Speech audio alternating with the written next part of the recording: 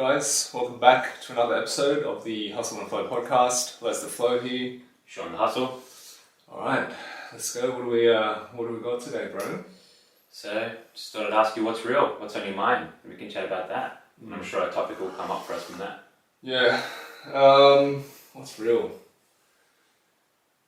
To be honest, man, like, my train of inquiry has been pretty deep lately. Mm-hmm. Yeah. For the last 6 to 12 months, I've been thinking about the concept of service and what that means, and I think that it gets quite, as the time has progressed and my inquiry has become deeper, it's not that the understanding has become greater or anything like this. It's just that my own interpretation and personal understanding of it has continued to expand and change and alter. And it's come to an interesting spot. But yeah, service. It's a wide-ranging topic. I think it's something that it's inevitably going to come to a point where you question, like, this sense of self, this identity of I or me, and it goes like far past that and beyond that for me at this point in my life and my inquiry of it. What do you mean by that? Like, goes far past you? Look, that's probably it's probably something that we should progress to. I think. Yeah. It's a very it's a very difficult journey to take. I think. Mm-hmm. But it always starts, and for me, generally speaking, what do I mean by service in a general sense? And it has always been this. I've always felt that the collective understanding of what service is and how it's portrayed right now, it doesn't sit right with me. That's why that's the opportunity to inquire. Okay. When something isn't sitting right with me, right? Yeah. So what do I mean by this? There's a lot of this altruistic imagery being put out there in social media. There's the philanthropist type archetype now that people want to sort of even claim to be a way of being or something that is revered or I got what you mean.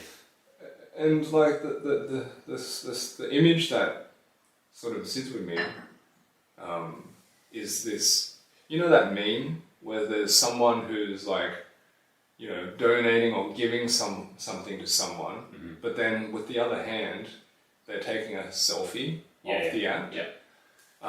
And that's where my inquiry of service sort of starts, because being in this arena of self-discovery and alternative thinking and all this sort of thing, that particular movement, if you want to call it that, they tout this a lot, in terms of being of service and serving others and caring for people and all this sort of stuff. But I just don't see it as that. You know what I mean? Yeah. I don't see it as that, and that's why I have made the inquiry over the past 6 to 12 months and just continue to question it. But love to throw it over to you and get your initial thoughts on it and see where we can flow with it. Well, like what you're talking about just now, right? I think it really boils down to a lot of service, or quote unquote service we see right now is actually just self-service. And it's like you said, it's like this quasi-philanthropy, trying to look a certain way type of deal. And it's you're right, in this space, this alternative thinking, self-development, personal development, whatever you want to call it, space, there is a lot of that. It's people are just spewing out. It's one of those things that people always talk about and it kind of feels throwaway, It's you're not going to really be living until you live a life of service. Or if you want to be useful or helpful or feel fulfilled, you need to be living a life of service. And it's one of those things that you hear, but until you actually really take the time to internalize it and work out what that means, and more importantly, what that means for you individually, it's really meaningless. You know what I mean? Yeah. And it kind of, on the surface level, it's still very much self-service, right? So it's like, if you want to feel fulfilled, you should live a life of service. Well, that's what you're getting out of it, because you're going to feel fulfilled, right? Or it's, if you want to be a certain way or achieve certain things, it's live a life of service. That's still selfish, right? I'm not saying it's a bad thing. I'm just saying it is still very like self-serving, right? And I think that's another one of those things.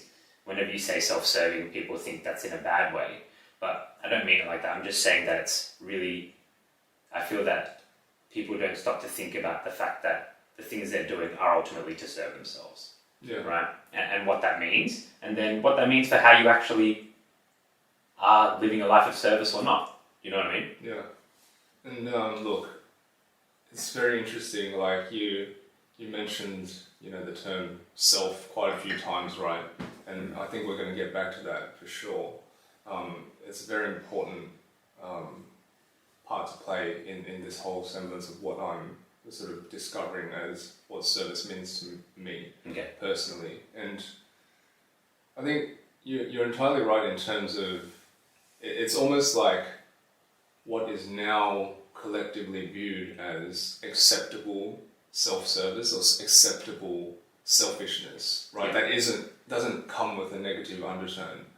And this is maybe why people are flocking toward it rather than anything else that is equally self-serving and seen as selfish, right? Yeah. And again, like there's no right or wrong with what it is, but I think that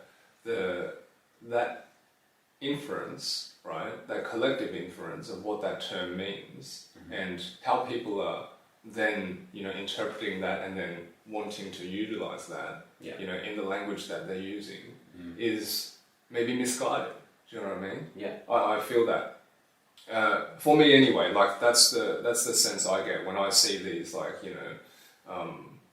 I just see how it's presented in modern times. Yeah, like the example you gave and that meme, right? And we've all seen videos of people doing altruistic things, but then you take a step back, right? You kind of zoom out. It's like, well, you're filming this, so what's the purpose of it? Are you actually wanting to help, or are you wanting to be seen as someone who helps? And it's great that you help, but the part that's interesting is the being seen about it. And people will argue, oh, well, I'm sharing it out to the world to inspire people so they do the same. That's beautiful. I really think it is. But I think we can all be honest in knowing and also discussing that a lot of the times that's not the case. Yeah. It's for notoriety or attention or things like that. So that's kind of where it gets muddied for me, right? And it's like, well, why are you living a life of service? And then really how fulfilled are you going to be by that? Because, you and I do live a life of service in different areas of our life, right? In things that we do. And the way you feel about it is definitely determined based on what your intention is and how you execute upon it, right? It's not like one of those things that like you just do it and you're going to feel the same type of way. I don't think it's like that. What do you think? Yeah. Look, I think that like spot on in terms of like intention, right? Yeah. And like beyond intention, there also has to be like a unique personal understanding and interpretation of what it means for oneself. Yeah, for sure. I think that's very important. Yeah. And a lot of people don't take the time to understand it. Like I said, I've been thinking about this for 6 to 12 months, and I'm slowly starting to come to some sort of understanding for myself. Yeah. But even that, it's something that is not too simple to articulate or quantify, if at all. Because like again, like we're going to come back to this point of like challenging this concept of what self means, and that in itself is something that is somewhat irrational if you talk about it on like a service level. Like think about it this way: if we're talking about the want to serve oneself, so there's the motive is driven by the benefit of the self, and I'm talking about this like identity of self, this I that people call like Leslie, who's a co-host of a podcast and founder of Finding Space, co-founder of True North, and all these sorts of things. This is like an identity, But even if that, if you strip that all away, like it doesn't make me any different. This is simply like a description, right? And like this is where it starts to get like a bit like difficult to articulate and understand. So like without that, if you're not serving that, then what are your actions toward, Yeah. What is the intention behind the action, and what is driving that action and that intention? If you didn't need to sort fulfillment through, that sort of mean through serving people and like the positive reciprocal, feelings and sensations you get from helping people, and like anything else, any positive sensation that you receive in reciprocation for any action, like say like eating some really tasty ass food, right? And you get like those positive sensations that like course through your body, or like having sex or whatever it is, right? If those things weren't done to serve the self, then what is it for? What is it for? Yeah. And I think that starts to like piece the first layer of what service like truly means to me. It is like free from any selfishness, like regardless of whether it's good or bad. It is really like it's removed from it. It's like completely separate. Service is one thing and the self is another. Do you think so? And they stand. This is my interpretation of it, right? Yeah. This is my. Yeah, that's what I want to understand. Yeah. So that is what I'm like sort of starting to think about. Okay. Right? There is no like semblance of serving the self, right? It's not about me, It's not about me at all. But then what is it about? So that's the bigger question, But I just know, regardless of whether I can pinpoint what it's about, I just know that there's something that I need to do, and it's not for me. It can't be for me, because I know personally, right, that I'm not 100% clear as to what is driving this me, this I, I can know for like, at a very surface level, that there's a few things that I desire, that I like, that I don't like, all these sorts of things like hobbies, I like to watch basketball, I like combat sports, I like to have deep conversations, I like to read books, I like these things, these are very clear to me, in my conscious understanding.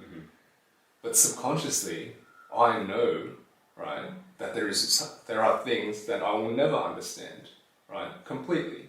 And I'm, I have recognition and acknowledgement of that fact. So, and further to that point, right, these things, I also don't know how they got there, I could go back and try to understand and, could be through, environmental conditioning, through my upbringing and things like this. And of course, there's going to be factors in like what forms this identity of who I am. But could there be like genetic factors as well that from, passed down through generations and generations that I just don't understand? All these sorts of things, right? So that has to play into it in terms of, I know that there's some part of this decision-making process that is not completely, free in terms of my will. Consciously driven. So in that vein, that means that my intentions, however pure I think they are going to be completely pure. Yeah. Yeah. So that is why I was saying that service, it has to be somewhat removed from the self, if not completely, because if it's influenced any fraction by the self, then that simply means it's impure in my mind. Okay. Because there's that influence there, external to whatever this, pure driving force of service is. Whether we're talking about God, spirit, source, whatever it is, right? So that's like the first layer. Okay. Yeah, well, I'm thinking about these things while you're talking, right? And while you're discussing them and describing them the way you are. And I kind of take a different view, right? Because I actually think that ultimately everything we do is self-serving, right? Regardless of how much it benefits someone else.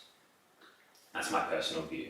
Because it's one of those things that it doesn't take too much to kind of break down to those levels of like, when you do something for someone you love, you do it for them because you love them. And it makes you feel good to do something for someone you love, right?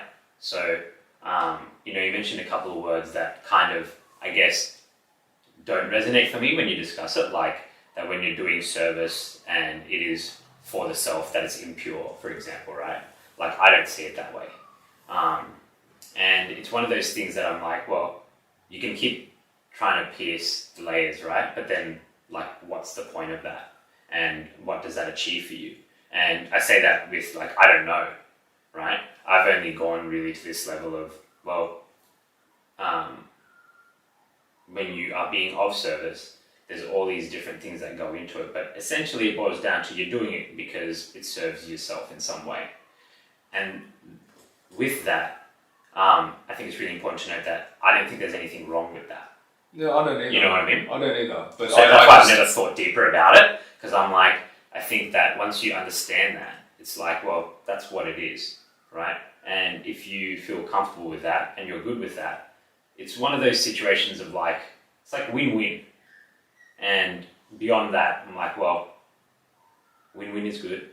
What is there more to this situation? Do you know what I mean? It's one of those things that I think could be really complicated that I simplify for myself. And just for that reason, I don't know what benefit there is of piercing underneath, but I'm really interested to know what it's doing for you, because I can tell that you're like really deep in the thought of it, right? Yeah, I mean, look, look, tell me what you mean by like everything at the end of the day is self-serving. Well, I guess like we're spiritual beings in these flesh suits, right?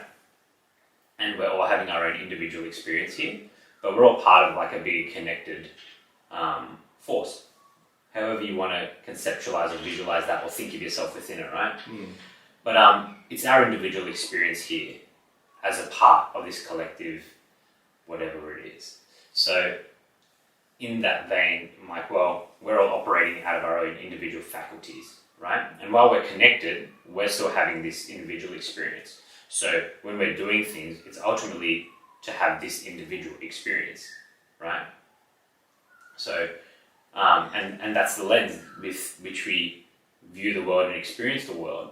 So when we do things, it's essentially for this experience here and how we're going to experience it. And the way, the intentions we have and the actions we take based on those intentions, whether we follow through or we don't, whether we feel they're good or bad, yes, they have outward effects, but at the end of the day, we feel something about them, right? And that's what I mean by it all comes back to the self, right? And it's self-serving in that way. And again, I just really want to point out that it's like, there's nothing wrong with that in my mind and in my heart, right? Because it's like, well, if you're doing something good for someone else and it does good and it also makes you feel good, I think that's awesome, right? And that's it for me. And we all have experiences, and we've all done things where we've acted in a certain way or had an intention or followed through on it, and then we felt like shit about it. And maybe that's the compass towards doing more of the things that help other people and help us, or serve other people and serve ourselves. And that's why we feel good about that, and that's why, we have those individual experiences that make us want to do more of that. And when we do something that might not feel so good, we don't want to do that. And that might be more of the universal force or God directing us in that direction. Yeah, I see what you mean, and I think that I agree to the point when you say that it's all about our individual experience, right? I understand that our whatever it is that governs the universe, works through us individually, through us having these individual experiences. And I agree, they must play some part in the greater picture. But I think they're more of a means than an end, you know, in itself. Like our existence may seem like it's all about, you know, whatever it is, the contentment, fulfillment, blah, blah, blah, of our lived existence, right? But to me, that is the means, you know, that is the means to some end that we will not truly understand, but we're driven by something else, you know, and that is the compass in my mind that points you back into that pure place of whatever it is that you were. Just like, you know, a tree is made to do a certain, you know, job on Earth, and so are bees, and so on, all the other different parts of the ecosystem. I believe we too have some sort of role to play. You know, we may not know what that is, like, and we may never know, you know, at an intellectual level. Yeah. But we will feel it, and we will sense it, and we'll understand it, you know, in a more visceral level. And that is why I say that more so than anything, like, is part, or the more like overarching, you know, true north, if you will. Like the means is more so this, you know, positively felt experience of life. Yeah. That allows for, you know, it's the closest thing to purity in our lives to have this, you know, positive experience, you know, so that we can deliver what it is that we were born to deliver. You know, that's the way I'm thinking about it. Okay. Right? So like, in that sense, in terms of like service, like the service is that like we're in delivery of something. Yeah. But it's not self-serving in the sense that it's not about me and it's not about my experience per se. It's not to deliver that end. You know? Okay. The positiveness of my experience, you know, positively affects or like greatly assists, you know, the delivery of it, the possibility of delivering what it is that I am supposed to do, you know. But it's not to say it will or won't, you know. Yeah. Again, it's like, my sense of it is it's just that, like, our goal is that simply we can identify what it is that we were here to do and then try our best to deliver that. Yeah. You know, and the best chance for us to do that is for us to have a positive experience of life. Yep. You know. I agree with that. Yeah. I guess also you mentioned like that it's a means, right? But I guess it's like to what end? And that's what's difficult to conceptualize or think about. Because if you're like, well, we'll never figure it out, then it's kind of like, what are you working towards? And as humans, we're like these meaning-making machines. We're trying to attach meaning to everything that we do. So I think that's pretty, like, it's hard to grasp what you're discussing. Totally. You know? And it's scary for people if they're like, well, what do you mean? You never figure it out. And then you just, am I floating through life? And it's like, well, these are the things that you need to be thinking about and contemplating for what they mean to you, right? Yeah. So look, this is what I mean. Like that is all, and I get that completely. And I'm not looking for an answer. No. I'm not. You know what I mean? I'm not going to give you one. You know what I mean? Because I can't. Yeah. But like 100%, it's like we have this like gravitation towards wanting to know. You know, at an intellectual level. You know. But again, I think if you gravitate towards one thing too much than another, then we lose sight of, you know, the wholeness of who we are. Like we're just as much like a sensory machine as an intellectual machine, is what I'm trying to say. Yeah, for sure. And there are some things that we have to come to the realization of, you know, for oneself. You really have to like let that drop. Yeah. To say that, okay, guys, you're simply not going to be able to know everything, you know. Yeah. But that sense, like, people have described it, you know, throughout time. You know, there's just something that I just cannot, like, you know, describe to you and intellectualize. I don't know words for it. Ineffable. Yeah. But I just know, you know, somewhere in my body that I'm being driven some way, somehow, in some direction, you know. And it feels completely right to me. Yeah. You know. And that's what I'm talking about. And a lot of people lose, like, connection with that and lose touch with that. Yeah, they do. You know? And I guess people try to encapsulate that feeling as well. It's like, is that what intuition is? Or is that the soul? And these types of things. And I think, it really comes down to trying to fit it all in this neat little box so you can understand it and then do something with it. Whereas you can't do that with everything. And I think this is one of those things. That's the point you're trying to make, right? That's the big thing. Yeah. Like, outside of the box thinking, like, you know, fuck off the, like, you know, the conventional understanding of what that means, right? And we're just talking about, like, if you think about intellectualization as like the straight lines of a box, you know, four sides, and then whatever like else that you feel and you cannot articulate as the color that like splashes all around it, inside, outside, right? Then that together like should be the experience of life in my mind, right? It's like a harmony of two, but it's not like completely equal one way or another, right? It's like changing, it's like coalescing together. Yeah. And this is like the dance of life in my mind. You know? Yeah, there's like, it's like the dance between practicality and romance are the things that we experience. Yeah. You know? If you go too far one way, you kind of miss out on the other. Well, not kind of, you do miss out on the other. And, you know, it's kind of, it reminds me of something interesting. So we had Justin Fairman on the podcast last week, right?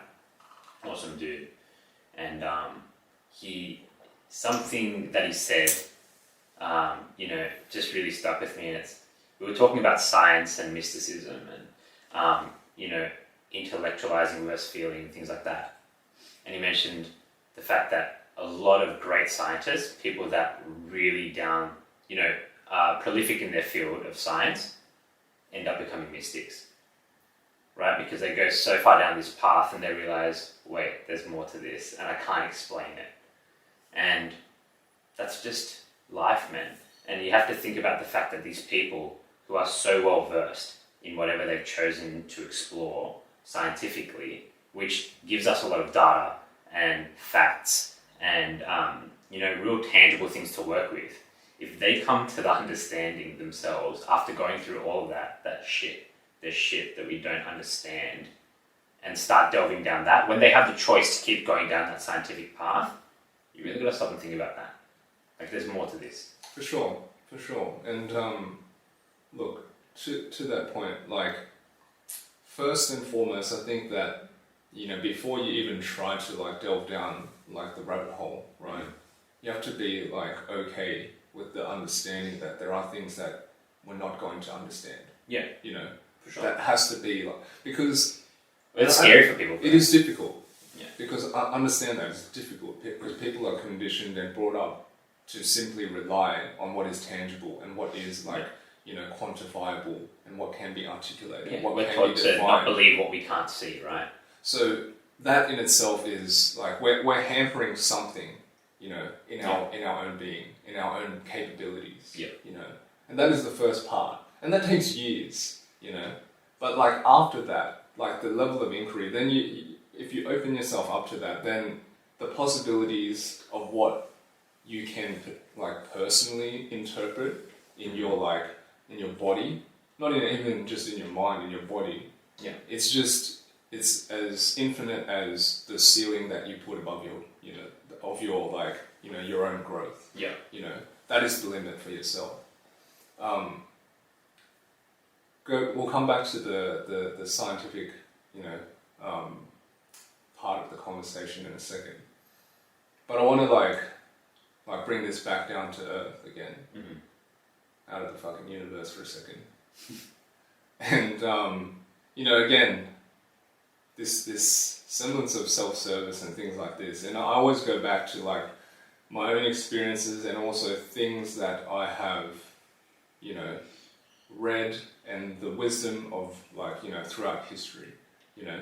Like I'll ask you a question, like what do you think, you know, in terms of like general societal like yearnings right now, here and now, like collectively, like what is it that we think that we should be doing? Like what is the path and what is the goal at the end of the day, generally? I think there's a few. What it's really evolving to is people saying that they want to live a life of meaning, or to live their best life. That's generally it. And what does that even mean? Yeah, exactly. Do you know what I mean?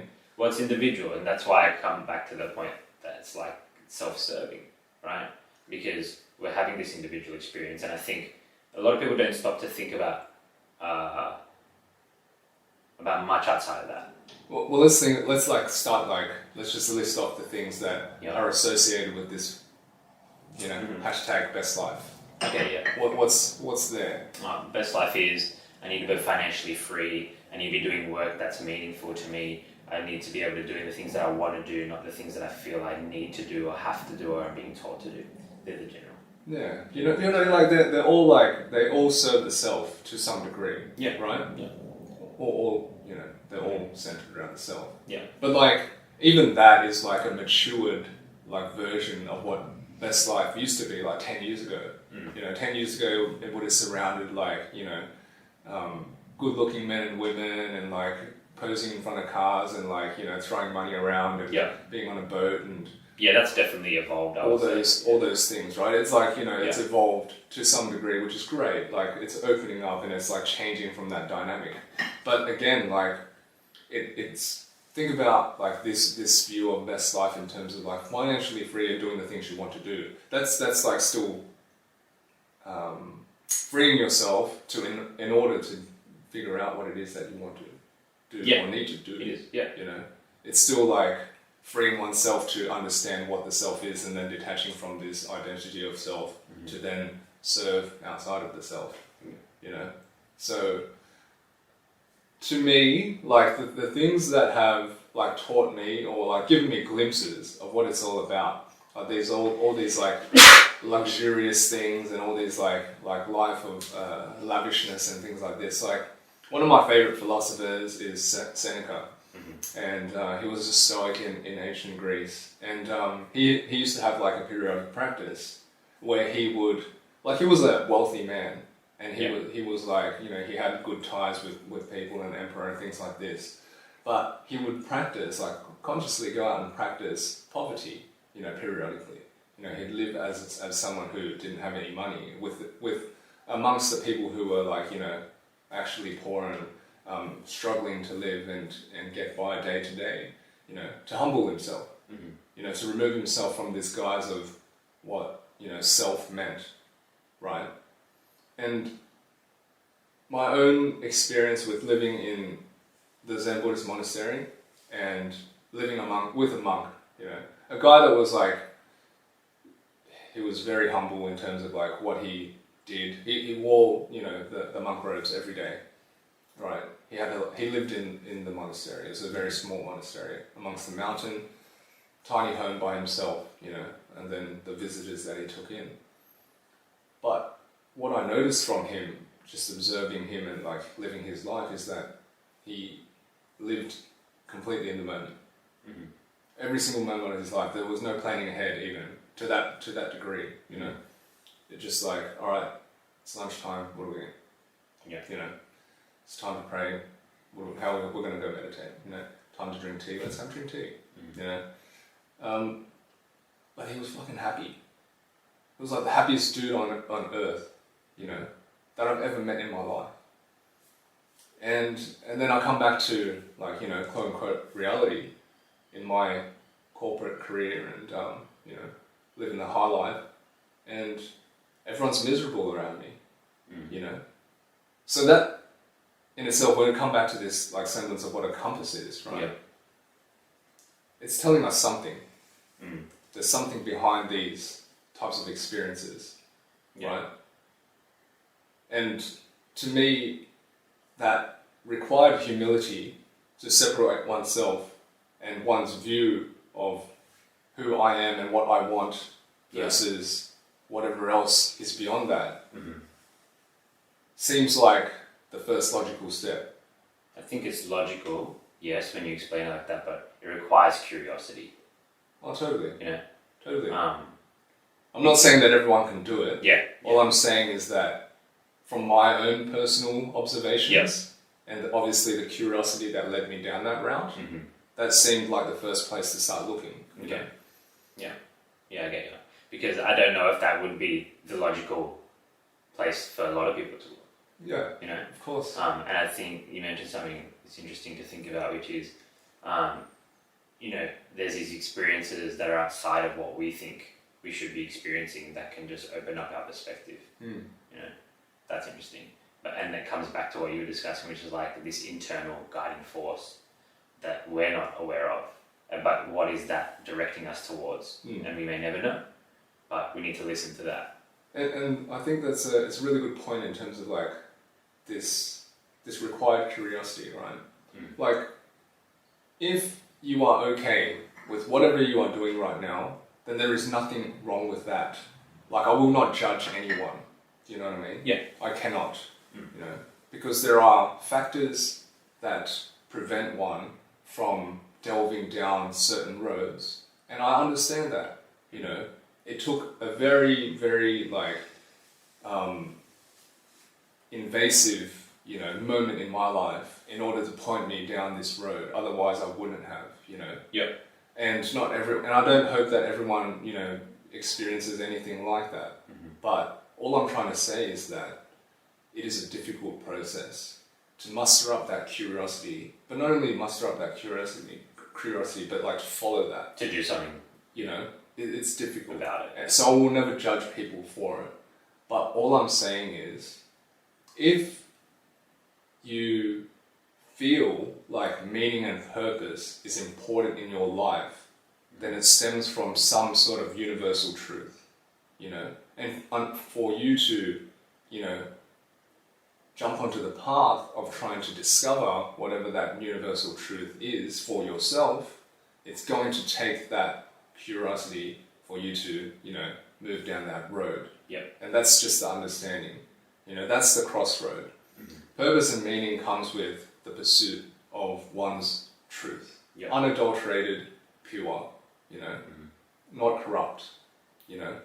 But if that is a daunting task, which it is for most people, and I understand that, then that's the acceptance of it. There must be an acceptance that whatever you're doing isn't toward, you know, what is like a universal truth, you know. It's not, to me, it's not the truth of what living is, which is, it is what it is, right? That is a choice, you know. I guess even when you mentioned that, you're like, that's what it is to you. It is. You know, so, and I guess people need to also wonder whether they believe in things like universal truths. Well, that's the thing. Do you know what I mean? Like, at the end of the day, is there a level of, like, conscious ignorance that is taken? And that is fine. Again, it's fine. If it's too much to bear, then you can take that road. And this is like, you know, where these, like famous, or these popular aphorisms like, you know, ignorance is bliss and things like this. Yeah. Like, yeah, it is. It can be seen that way. Yeah.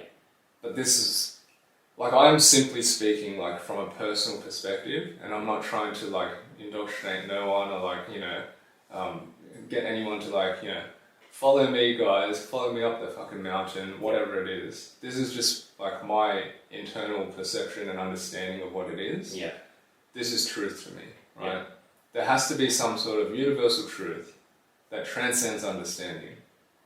And if you want to follow that, you know, that thread, to me, that is maybe the closest thing to living like a purposeful life.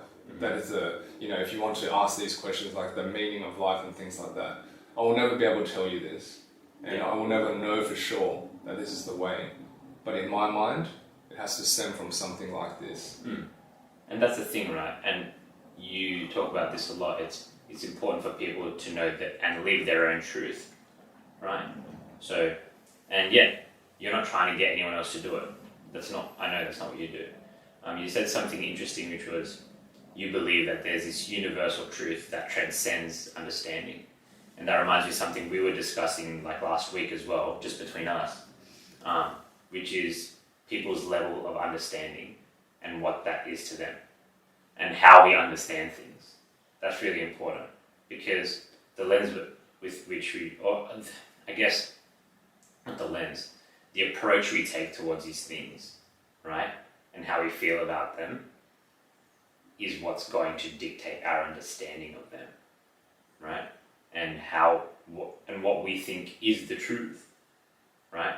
So the understanding part is super important, and what that means to you, and how deep you go in these levels of things, and how much you inquire, right? I think that's super important to point out. Is like you do a lot of deep inquiry. Like you go layer, what does that mean? Next layer, what does that mean? Next layer, what does that mean? And those layers, the each time you've answered that for yourself is a level of understanding, right? So if you're only going, well, what does this mean? And you answer that question and then you stop there, it's a very shallow level of understanding, essentially, right? And I think it would be very hard to grasp the concept or the feeling that there's some type of universal truth that transcends your understanding if you only have a very shallow level of understanding. Yeah, for sure. Definitely. And again, I'm not saying that everyone needs to... think about it this way. This is how I think about it, right? And you think about it logically, just as simply as an observer. And I can only talk to observation at a general level because obviously there's going to be outliers and differences, right? But generally speaking, the way that I see things going in the world, right, and how people live, money's a big factor, a big driving force. It gives people freedom. So firstly, those two things seem very important for most people. Yeah. Money, freedom, because money equals freedom. Yeah. Sort of thing, right? My sense is that if money did not have that power and that value, then it wouldn't be as important. Do you know what I mean? I think that the overarching, value lies in freedom. Yes. But freedom for what? Freedom for what? And I think that we've operated in a way so far, we look at civilization and how, we've sort of progressed to this point. It has mostly been driven by the rise of, capitalistic, influence. And I think that in itself has shrouded our, I guess, I think it sort of has muddied the way that we think about things and how we actually, our understanding of what we actually want. Mm-hmm. We sort of wanted to build this thing because it's given us a sense of freedom, back in the day, industrial period where money and it has been able to give us freedom so that we can rest and have a more comfortable existence. But then we found that it can give us that, so we've chased it more and more and more and more, yep. Until the fact that now we're chasing more money again to, subsequently free ourselves. Mm-hmm. And then free ourselves from what?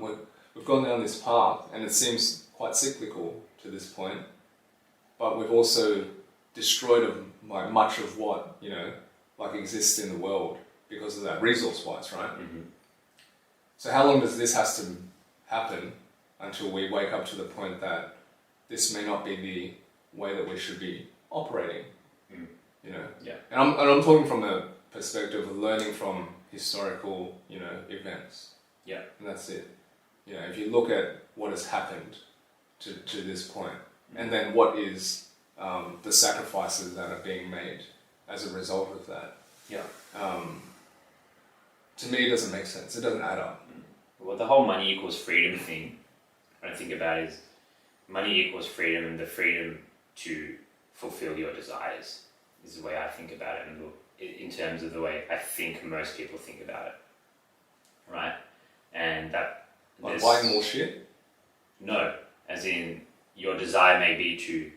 People think they just want to sip mimosas on a beach, and they think money is going to be able to allow them to do that, because if you've got money, you're going to be able to pay to go to the beach, and you're going to be able to pay all your expenses for your life. So I'm not going to have to work, and if I don't have to work, I can sit on the beach, right? Mm-hmm.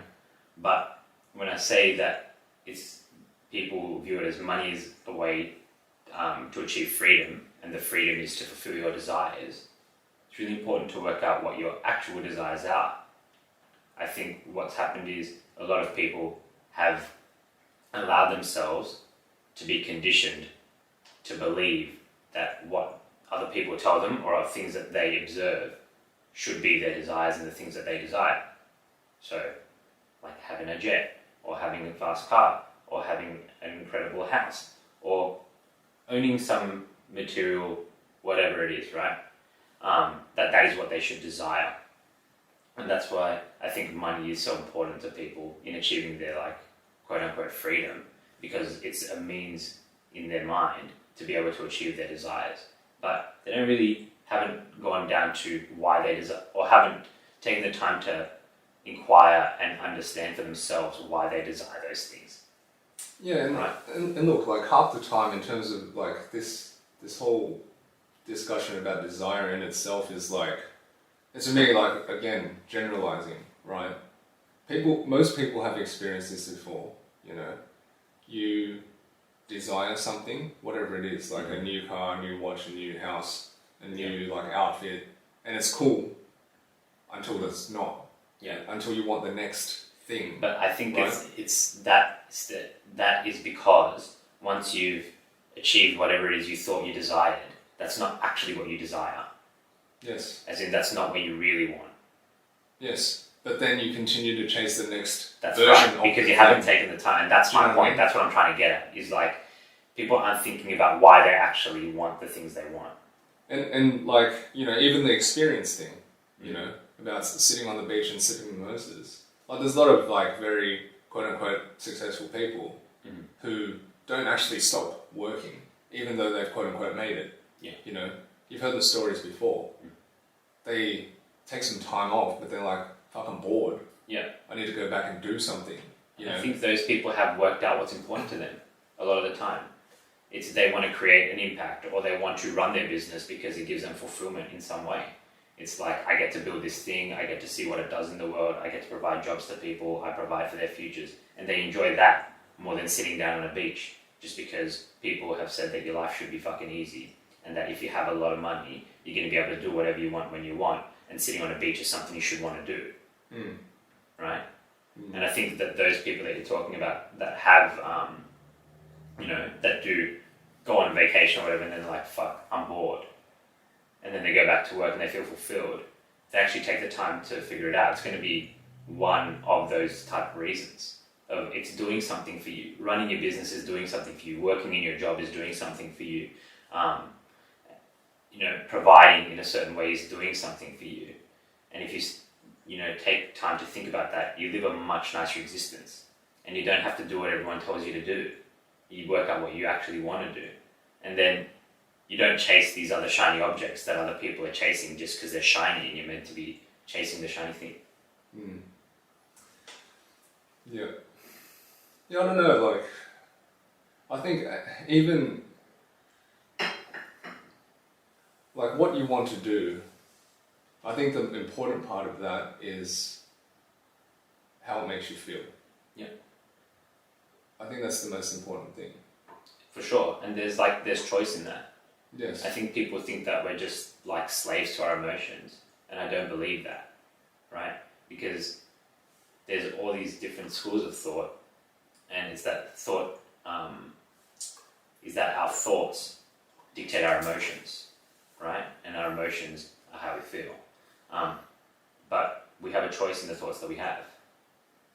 Yeah. You know what I mean? And if that's the case, you can't be a slave to your emotions because you've made a choice about what you focus on and what you think about. That's dictating your emotions, and your emotions are how you feel. So, like, they're opposite views, you know what I mean? So, if you're like, well, you're just going to know what you want, that's not the case. You have to decide what you want. Right? You have to make a choice. And my point is, it's in much more of our control than I think people give credit. Yep. No, I agree. Like, control is definitely a factor there that is there. And the choice. Oh, yeah. Like, the choice is super important. It's like we talk about all the time. That's our power as humans, is choice. We're not just driven by complete instinct or survival, right? Or completely by fear, or completely by the seeking of pleasure. We have choices, and we make choices all the time, and they're conscious choices, and we have the choice to do this or to do that. And if we can do that, we can, have control over our thoughts and choose our thoughts that are going to dictate our emotions. So emotions are essentially our choice.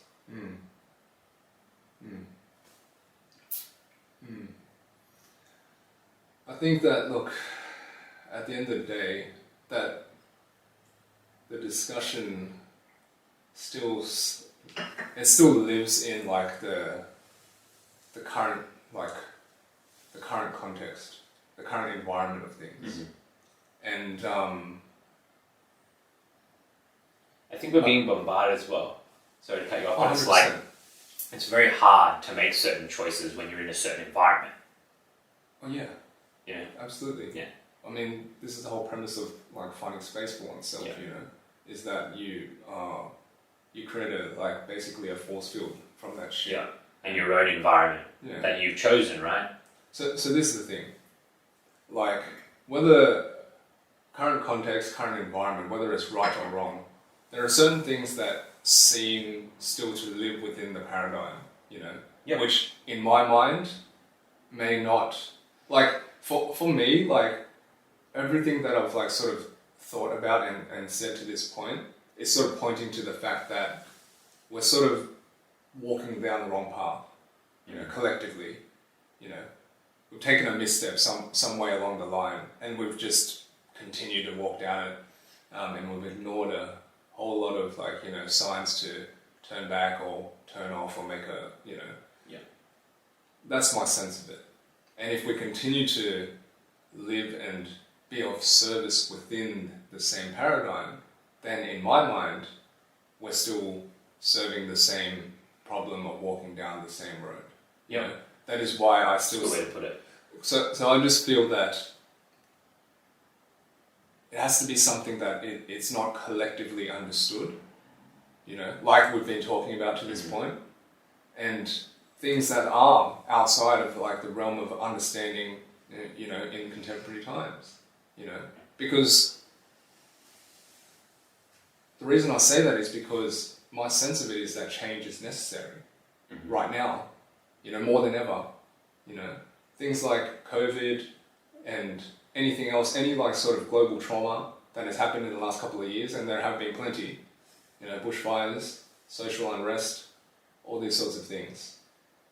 My sense is that they are pointing toward some issue that we need to address, you know. And that's why I have the feeling that whatever we're doing, if it's like with good intention and well intention within the same paradigm, then it's still a little bit off the mark. It's pointing in the right direction, but it's not walking down that road just yet, you know.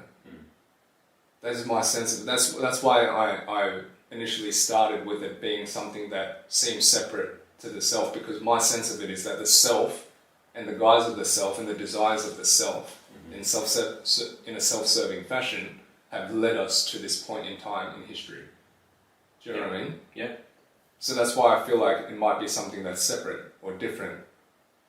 Separate, different, the perspective is just not as it is now. Yep. You know? Who's to say whether it's separate or different? Whether that's fucking the same thing or not. Yep. You know? And comes back to like... And again, I don't think it's about finding an answer, but it's about questioning it. That's right.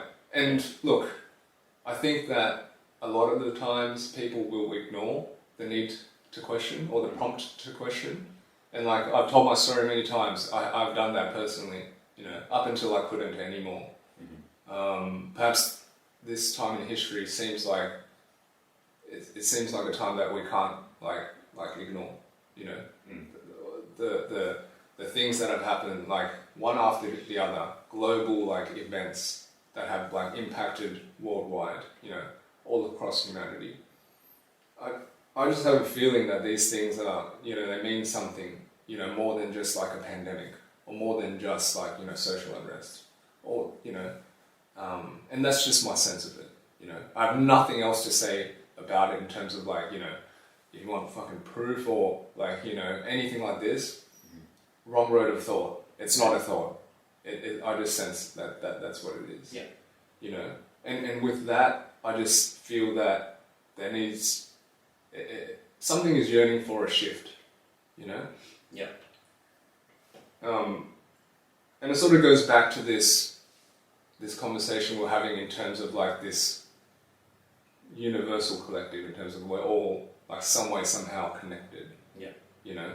And then our individual experiences within this like whole, like interconnected universe or whatever it is, right?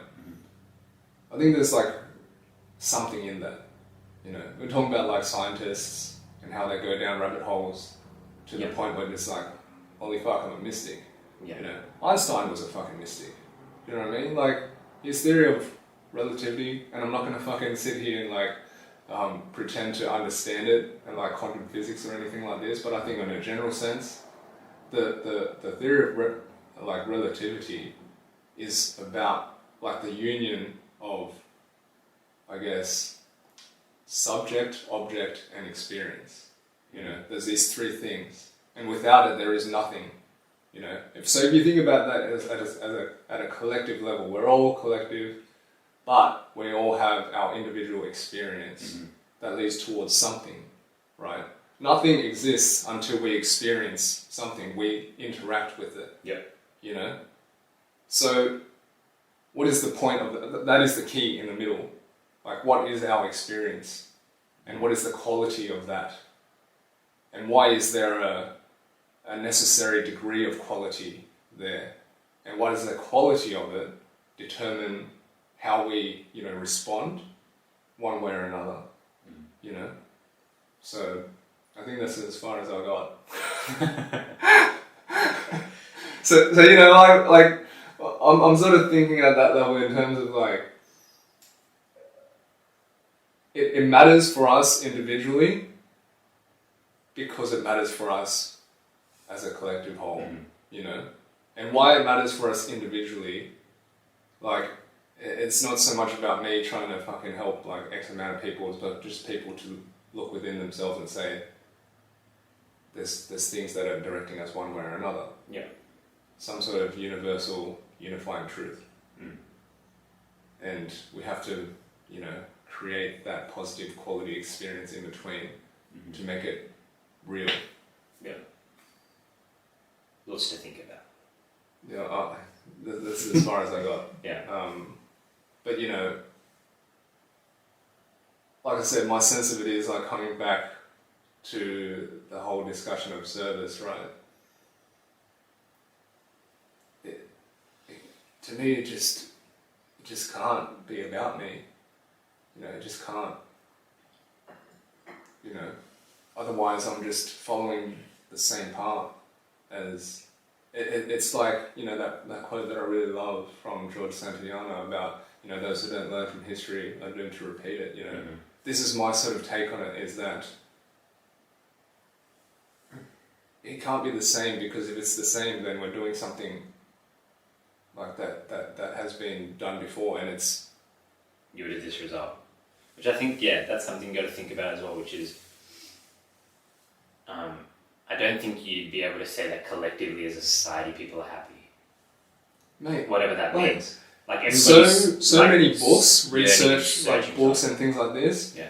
Like, you know, suicide rates, depression, like antidepressant use, like all these sorts of things. It's fucking rising and rising and rising. Yeah. Isn't that some sort of indicator for something?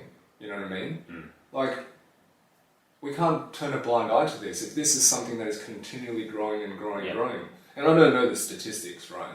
But I've heard it time and time again from like a number of different sources, you know? And I'm sure if you just Google it, you find these sorts of things like suicide rates up, like, you know, antidepressant rates up, like mental illness up, depression up. Yeah. You know? Like, these are indicators in my mind, man. You know? Yeah. They tell a story, you know? They tell the story of who we are as a humanity. Yes. You know what I mean? Yeah. It really does. Like, if you just look back, what tells a story throughout time, you know? There are, like, key themes that keep repeating themselves, you know? We're a people that are young as a civilization in my mind, you know? Civilization has only been around for 2,000 years or so, 2,000 plus years. You know, beyond that, like, millions of years of evolution, we weren't, like, quote-unquote civilized. And, like, it takes fucking that long to, like, you know, adapt and for genes to, like, change and mutate and adapt to the environment, you know. Eric and Meads, like, he spoke of this a little bit in the podcast with us, right? Yeah. So how can we think that after 2,000 years, that we've figured it out. Like, it's clear that we haven't. Like, we're still fucking fumbling around in my mind. Yeah. You know? For sure. I would agree with that. And that's why it's interesting to think about though, that like how the individual experience feeds into this collective thing. Yeah. Because you could also go down that rabbit hole of like, well, none of it's changing and it's too big a problem, so I'm not going to do anything about it. Well, this is like this whole like idea of integrity. Yeah. In my mind, right?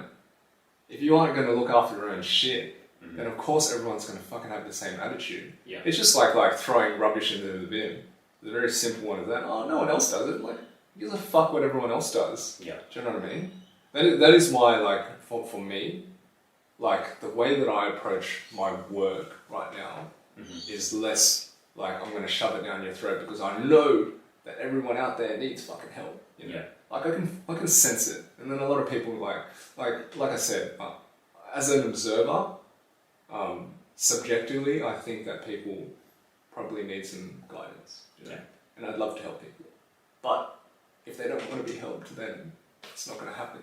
No. People need to take responsibility for themselves. Yeah. And this is this whole connection again from the individual experience back to the, you know, the greater whole. To me, it needs to start from that level. Yeah. It just does. For sure, and that's why I think the individual is important, because the collective is just an amalgamation of the individuals. Exactly. Right? Exactly. So you've got to sort out your own shit first. Exactly. And you need to be questioning things, and that's why you need to work out what's important to you first, and then where that all fits. Yeah, exactly. And you'll probably find that, you know, if you continue the inquiry, then what you cared about a lot, like, you know, many years ago is going to continually, drastically change. Yeah, definitely. I think, you know, if you keep questioning, it changes and you develop more and more of an understanding of yourself, you know, which is important. Yeah. So, I don't know, like, to be honest, this is such a big, broad topic. Yeah. And we're never going to really cap it. But I'd love to, I'd just love to, sort of round it off with some stuff that's more practical, but because I feel like I've led people down some, insane rabbit holes that, just a little glimpse of, some of the things that I, think about in my spare time, you know. But, how would you personally cap it, in a practical sense, if people wanted to,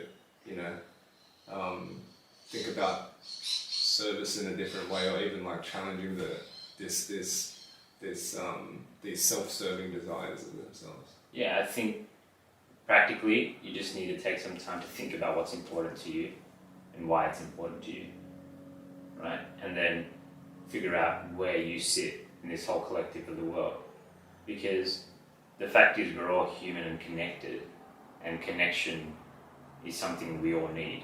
That's been proven too, right? So you can try and sit in your own little silo of life. It's not going to last very long, right?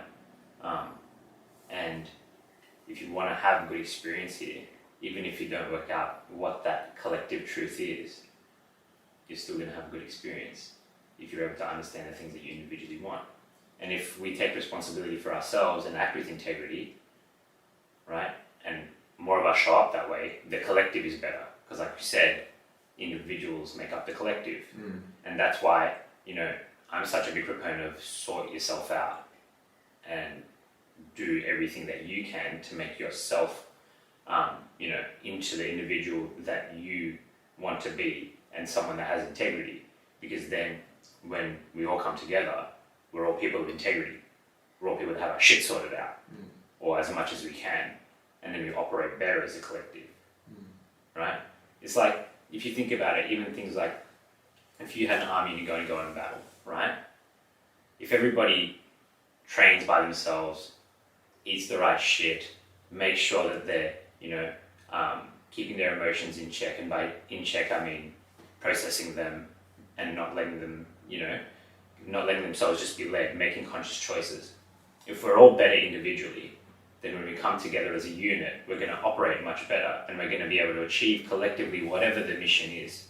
And if we have a clear understanding what the unified mission is. Yeah, no, but even regardless of that, if you're a well-adapted individual who has a grasp on who you are, what your capabilities are, and you keep on working to be capable in whatever capacity that is, right? And you have this integrity with yourself and a confidence in yourself, when you come together with other people, whatever you want to achieve collectively is going to be able to be achieved much more easily.